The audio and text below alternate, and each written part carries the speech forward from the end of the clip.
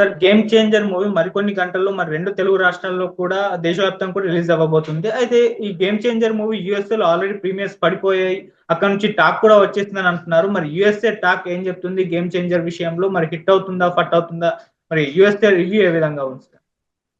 Yeah, already game changer internet లో సంచలనం సృష్టిస్తుంది. ఇప్పటి వరకు 18 కోట్ల వ్యూస్ వచ్చాయన్నమాట. అన్ని కలుపుకుంటే పాటలు కానీ ట్రైలర్ కానీ అన్ని కలుపుకుంటే దాదాపు 20 క్రోడ్స్ లెక్కేసుకోవచ్చు మనం. ఇది రికార్డ్ అని చెప్తున్నారు. ఈ మధ్య పుష్పకు కూడా రిలీజ్ టైంలో ఇంటర్నెట్ లో ఇన్ని వ్యూస్ రాలేదు. ముఖ్యంగా ఓవర్సీస్ లో బ్రహ్మాండంగా వచ్చింది. కాకపోతే ఇక్కడ తెలుగు రాష్ట్రాల్లో బుకింగ్స్ లో కొద్దిగా డల్గా ఉందని చెప్తున్నారు. దీనికి ప్రధాన కారణం ఏంటంటే టికెట్ రేట్లు పెరగడము. అట్లాగే యుఎస్ రివ్యూ చూసినాక ఇక్కడ బుక్ చేద్దామన్న వెయిట్ చేస్తున్నారు చాలా మంది. అయితే ఇప్పుడు యుఎస్ రివ్యూ ఇందాకే వచ్చింది. నేను కొంతమంది ఫ్రెండ్స్ దీంట్లో చూశాను. సో యుఎస్ రివ్యూ ఏం చెప్తుంది, అసలు ఈ సినిమా ఎలా ఉంది, ఈ సినిమాకి ఇంత డబ్బులు పెట్టి చూడాలా లేదా అనేది మనం ఇప్పుడు మాట్లాడుకుందాం. యాక్చువల్గా ఇది దాదాపు 3 ఏళ్ల పాటు శంకర్ ఈ సినిమాని తీశాడు. రామ్ చరణ్ కెరీర్ లో కూడా 4 ఏళ్ళు గ్యాప్ వచ్చింది సోలోగా చేసి. మధ్యలో ఆచార్యలో చేశాడు కానీ ఆ తర్వాత రాలేదు. అయితే దీనికి బేసిక్ గా మనకి కార్తిక్ సుబ్బరాజు కథని తీసుకున్నారు. ఫస్ట్ విజయ్ కనుక్కున్నారు, బట్ విజయ్ దీన్ని రిజెక్ట్ చేశాడు. దాని తర్వాత రామ్ చరణ్ ఓకే చేయడంతో రామ్ చరణ్ సినిమా మొదలైంది. అయితే కార్తిక్ సుబ్బరాజ్ ఇచ్చిన పాయింట్ ను శంకర్ డెవలప్ చేశాడని చెప్తున్నారు. దీంట్లో ప్రధానంగా ఏంటంటే మన Ram Charan character IAS officer Ram Nandan.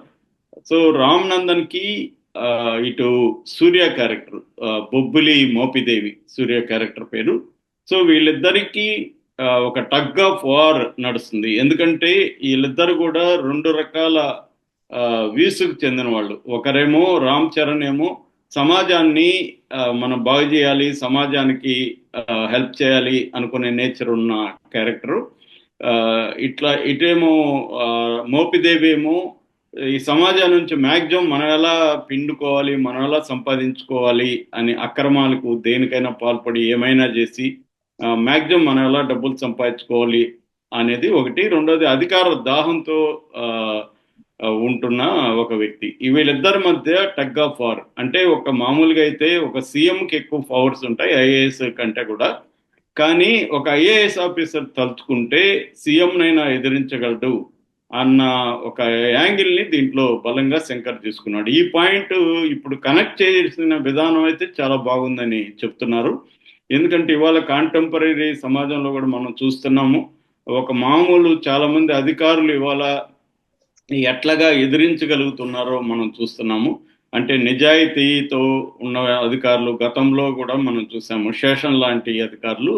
దాని ఇన్స్పిరేషన్తో శంకర్ చాలా రియలిస్టిక్ గా ఇవాళ సమాజాన్ని కనెక్ట్ చేసే విధంగా ఈ సినిమా తీశాడని చెప్తున్నారు.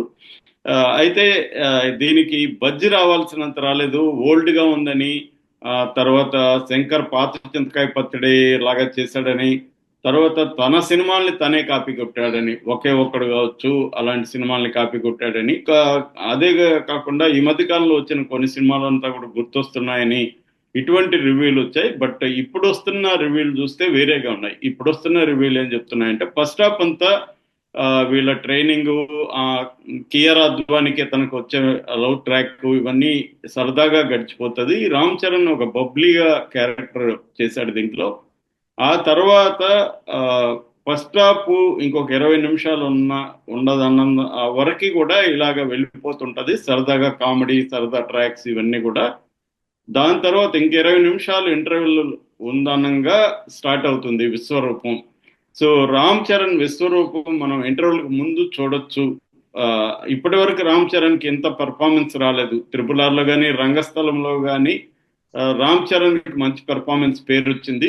కాకపోతే ఇది వేరే లెవెల్లోకి వెళ్ళింది రామ్ చరణ్ విశ్వరూపం. అందుకనే సుకుమార్ కూడా ఆ స్థాయిలో చెప్పాల్సి వచ్చింది అని రివ్యూలు చెప్తున్న వాళ్ళు కూడా అక్కడ సినిమా చూస్తున్న వాళ్ళు యూఎస్ లేదంటున్నారంటే దీనికి ఖచ్చితంగా నేషనల్ అవార్డు గ్యారంటీ ఇతని పెర్ఫార్మెన్స్ కి మాత్రం. అంటే మనకు ఆల్రెడీ అల్లు అర్జున్ పుష్ప 1లో వచ్చింది. ఈసారి రామ్ చరణ్ కూడా తెలుగు నుంచి ఖచ్చితంగా నేషనల్ అవార్డు గ్యారంటీ అనేది చెప్తున్నారు. అంత మంచి పర్ఫార్మెన్స్ ఇచ్చాడని. తర్వాత ఫస్ట్ హాఫ్ మాత్రం అంటే పెద్ద అన్ఎక్స్పెక్టెడ్ సీన్లు కానీ లేకపోతే పెద్ద ట్విస్టులు కానీ ఆ ఇంటర్వెల్ ముందు వరకు అయితే ఏమి ఉండవు. కానీ సెకండ్ హాఫ్ వచ్చేసరికి అసలు మనం కళ్ళు తిప్పుకోని విధంగా రేసీగా ఎడ్జ్ ఆఫ్ ద సీట్ అంటారు, అలాగా కూర్చొని ఇలా చూడాల్సిందే, అట్లా అంత వేగంగా ఎత్తులు పై ఎత్తులు అలా వేగంగా వెళ్ళిపోతుంటది. అట్లాగే ఫ్లాష్ బ్యాక్ అప్పన్నగా రామ్ చరణ్ కూడా ఒక డిఫరెంట్ గా ఉంటది. చాలా చోట్ల ఇంద్రాలో మన చిరంజీవి గుర్తుకొస్తాడు, ఆ క్యారెక్టర్ లో గెటప్ కానీ రామ్ చరణ్ బిహేవియర్ కానీ ఇంద్రాలో చిరంజీవి గుర్తుకు తెచ్చే విధంగా కూడా ఉంటది అని చెప్తున్నారు. అంటే పెర్ఫార్మెన్స్ సైడ్ సీన్లు కాదు, సీన్లకి దానికి ఇంద్రాకి ఏం సంబంధం లేదు. సో అది కూడా ఆ ట్రాక్ కూడా కనెక్ట్ అయ్యే విధంగా ఇవాళ సమాజాన్ని శంకర్ బలం ఏంటంటే తను తీసుకునే సామాజిక అంశాలని మనకి కనెక్ట్ చేస్తాడనమాట. ఇప్పటి కాంటెంపరీ సమకాలీన సమాజానికి కనెక్ట్ చేసే విధంగా శంకర్ ఎప్పుడు కూడా సినిమాలు తీస్తాడు. దీంట్లో కూడా ఆ అప్పన్న క్యారెక్టర్ కానీ ఆ థీమ్ కానీ ఇవాళ సమాజానికి కనెక్ట్ అయ్యే విధంగా, ఒక గ్రామంలో ప్రజలు ఎలాంటి రైతులు ముఖ్యంగా ఎలాంటి ఇబ్బందులు ఎదుర్కొంటుంటారు, వాళ్ళ తరపున నిలబడి అభ్యుదయం పార్టీ అని రామ్ చరణ్ క్యారెక్టర్ అప్పన్న ఎలా పెడతాడు, దాన్ని కొంతమంది ఎలా అడ్డుకుంటారు, సొంత మనుషులు ఎలా మోసం చేస్తారు, ఇవన్నీ కూడా దాంట్లో చాలా బాగా వచ్చింది. అది చాలా టైట్ గా ఉందని చెప్తున్నారు, ఎక్కడ బోర్ కొట్టకుండా. దాని తర్వాత మళ్ళీ రామ్ చరణ్ సూర్య క్యారెక్టర్లు వీళ్ళిద్దరి మధ్య టక్ ఆఫ్ వార్ కానీ ఎత్తులు పై ఎత్తులు కానీ ఇవన్నీ వండర్ఫుల్ గా వచ్చిందని చెప్తున్నారు. సెకండ్ హాఫ్ అయితే చాలా రేసింగ్ ఉందని, క్లైమాక్స్ కూడా ఒకటి బ్యూటిఫుల్ గా వచ్చిందని చెప్తున్నారు. మామూలుగా మనకు తెలుసు ఎప్పుడైనా సినిమా హిట్ కావాలంటే సెకండ్ హాఫ్ బాగుండాలి. జనరల్ గా ఫార్ములానే ఫస్ట్ హాఫ్ సరదాగా నడిచిపోతుంది, రొమాన్స్ కామెడీ అక్కడొకటి ఫైట్ ఇలా సాంగ్స్ ఇలా నడిచిపోతుంటది. సెకండ్ హాఫ్ ముందు అంటే ఇంటర్వెల్ ముందుగా రియల్ కథ స్టార్ట్ అవుతుంది, ఒక బ్యాంగ్ ఇచ్చి ఇంటర్వెల్ ఇస్తారు, దాని తర్వాత ఇంటర్వెల్ లోనే అసలు కథ ఉంటది. ఇది కూడా అలాంటి ఫార్మేట్ లోనే తీసుకున్నాడు శంకర్.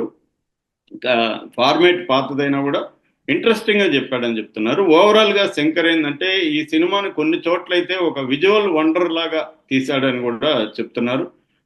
అంటే మనం స్క్రీన్ మీద ఇట్లాంటివి చూడగలమా అన్నట్టుగా కొన్ని సీన్లు అయితే వచ్చాయి. ముఖ్యంగా సాంగ్స్ మనకు ఆల్రెడీ దిల్ రాజు చెప్పాడు, 75 కోట్లు పెట్టి మేము సాంగ్స్ ఒక్కొక్క సాంగ్ యావరేజ్ లో 10 రోజులు తీసామని చెప్పాడు.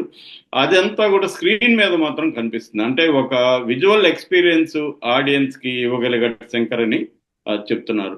సో ఓవరాల్ గా పెర్ఫార్మెన్సెస్, శంకర్ డైరెక్షన్ ఈ రెండు చాలా బాగున్నాయి. అట్లాగే సాయి మాధవ్ బుర్ర ఆయన డైలాగులు కూడా చాలా చోట్ల ఫెయిల్ అయ్యని చెప్తున్నారు. ట్రైలర్లో కావాలని వీళ్ళు ఎక్కువగా చూపించలేదు, ఎందుకంటే సినిమా చూస్తున్నప్పుడు ఒక షాక్ గురవ్వాలి, ఒక ప్లజెంట్ సర్ప్రైజ్కి గురవ్వాలని చెప్పి ట్రైలర్లు ఎక్కువ రివీల్ చేయలేదు. ఆ ఏనుగు 100 ముద్దలు తింటుంది, ఒక ముద్ద ఇస్తే 1,00,000 చేమలు బాగుపడతాయన్న అట్లాంటి డైలాగులు పెట్టారు తప్ప రియల్ డైలాగులు అంతా సినిమాలోనే మనం చూడాలి. చాలా వండర్ఫుల్ గా ఉన్నాయి డైలాగ్. మళ్ళీ ఒకసారి సాయి మాధవ్ బుర్ర ఉజ్జరించాడని చెప్తున్నారు. ఇక ఆర్టిస్టుల పెర్ఫార్మెన్స్ కి వస్తే రామ్ చరణ్ తర్వాత దీంట్లో సూర్యకి చాలా మంచి పేరు వస్తుంది. సూర్య అసలు తెలుగులో ఒకప్పుడు ప్రకాష్ రాజ్ ఎలాగా విలన్ గా ఒక వెలుగు వెలిగాడు, ఇప్పుడు సూర్య ఈ సినిమా తర్వాత ఆ స్థాయి వెలుగు వెలుగుతాడు అని చెప్తున్నారు. సూర్య కూడా ఇప్పటి వరకు తను సినిమాలో చెయ్యని ఒక కొత్త క్యారెక్టర్ ని అద్భుతంగా చేశాడు దీంట్లో అని చెప్తున్నారు. ఎందుకంటే ఎప్పుడైనా కూడా స్ట్రాంగ్ విలన్ ఉంటే మనకి హీరో కూడా ఎలివేట్ అవుతుంది. అలాగా దీంట్లో శంకర్ ఒక స్ట్రాంగ్ విలన్ క్యారెక్టర్ ని తీసుకొచ్చాడు సూర్య ద్వారా అనేది చెప్తున్నారు. అట్లాగే అంజలి క్యారెక్టర్ ఫ్లాష్ బ్యాక్ లో అప్పన్నకి భారీగా చేస్తున్న అంజలి క్యారెక్టర్ కూడా చాలా బాగా వచ్చింది. ఆ అమ్మాయి కూడా చాలా మంచి పెర్ఫార్మ్ చేసింది అని చెప్తున్నారు. ఇంకా మిగిలిన క్యారెక్టర్లలో మనం చెప్పుకోవాల్సింది కియారా అద్వాని కూడా చాలా బాగా చేసిందని చెప్తున్నారు. అలాగే మనకి వెన్నెల కిషోరు, తర్వాత సునీల్, వీళ్ళు కూడా కామెడీని అవన్నీ తీసుకొచ్చి బాగా చేస్తున్నారు. అట్లాగే శ్రీకాంత్ క్యారెక్టర్ కూడా చాలా బాగా వచ్చిందని చెప్తున్నారు. సో ఓవరాల్ గా ఇటు టెక్నికల్ గా తమన్ కూడా బ్రహ్మాండంగా బ్యాక్గ్రౌండ్ స్కోర్ అయితే చాలా బాగా చేశాడు తమను.